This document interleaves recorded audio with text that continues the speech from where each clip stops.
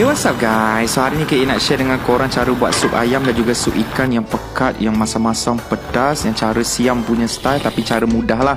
Jom kita start. Okay, first untuk sup ayam siam, yang ni korang ambil 2 biji bawang merah, 5 ulas bawang putih, korang tumis sekejap, lepas tu masukkan 5 akar ketumbar, 5 cili kering, and then korang boleh tambahkan 1 ekor ayam. Lepas tu letak garam semua macam biasa, tambahkan air, lepas tu pergi supermarket cari yang sup siam dalam paket ni, kita pakai sepaket lah. And also cari perencah sup yang debu macam ni, pakai 3 sudu, tak kisah brand apa, ada Abi ke, Mak Siti ke, Mak Luffy ke, semua boleh, tak ada masalah.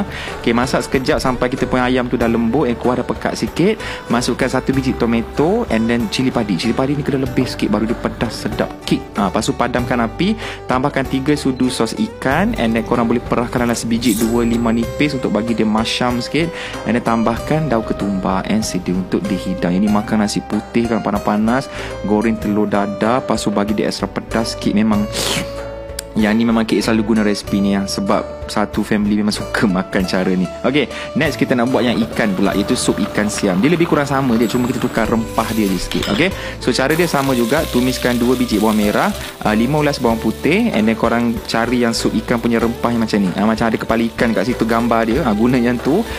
Masukkan 5 akar ketumbar, 5 cili kering, and then sup siam sama juga pakai sepaket. Lepas tu je lah, and then boleh masukkan kita punya ikan. Nak pakai ikan siakap boleh, ikan merah lagi cantik. Ikan keli kita tak recommend lah, kurang sesuai sikit. Lepas tu boleh masukkan seasoning kita macam biasa, cili padi nak bagi pedas, tomato, padamkan api, tambahkan 3 sudu sos ikan, perah sebiji 2-5 nipis, tambahkan daun ketumbar, and siap kita punya lauk. So tak payah gaduh, yang minat ayam buat ayam, minat ikan buat ikan. Yang penting korang kena try dua-dua. Ni cara yang memang Kek selalu masak kalau family requestkan sup lah, sebab dia lagi pekat and lagi sedap sebenarnya buat macam ni. Okay, selamat mencuba.